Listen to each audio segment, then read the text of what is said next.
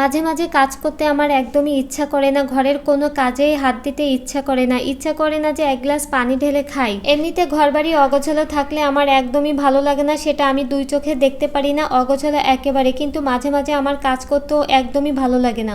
আসসালামু আলাইকুম সবাইকে, মিতুস ব্লগ অ্যান্ড কুকিংয়ের নতুন একটা ব্লগে ওয়েলকাম করছি সবাইকে।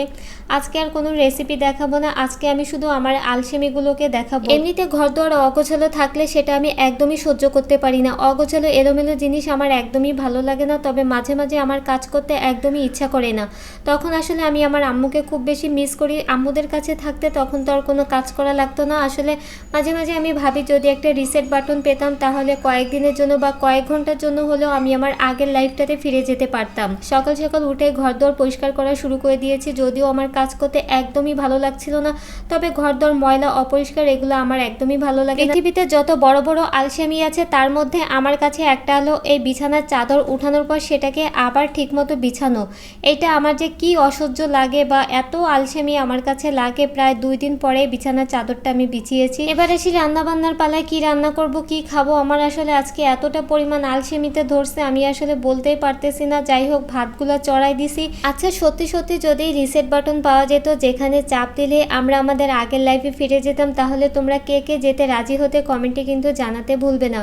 ভাতগুলো চড়িয়ে দিয়েছি, এবার আসি তরকারি রান্নার পালা। আসলে ভালো লাগছিল না কিছুই, শর্টকাটে দেখলাম চাল কুমড়া আছে, সেটাকে কুচি করে ভাজি করতে শুরু করে দিয়েছি।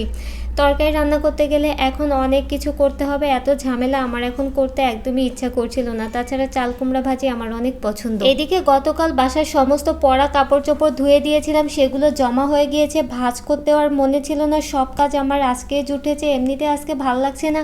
আচ্ছা, আজকে আমার জন্য কিন্তু জাতীয় অলস দিবস ঘোষণা করলে কিন্তু খারাপ হয় না। যতই মন না চাক যে কাজ করব না, কিন্তু আমার ঘর এলোমেলো দেখলে একেবারে ভালো লাগে না। আমি সবসময় চেষ্টা করি আমার সাধ্যের মধ্যে যতটুকু পারি আমার ঘরটাকে আমি গুছিয়ে রাখার। এই ছিল আমার আজকের ফাঁকিঝুঁকি কাজ। এবার খাওয়ার পালা, একটা ডিম ভেজে নিয়েছিলাম। যাই হোক, এটা দিয়ে আজকে লাঞ্চটা কমপ্লিট করেছি। তো ভালো থেকে সবাই, যারা পেজ থেকে দেখছো ফলো দিয়ে, ইউটিউব থেকে দেখলে অবশ্যই সাবস্ক্রাইব করে দিও। আল্লাহ হাফেজ।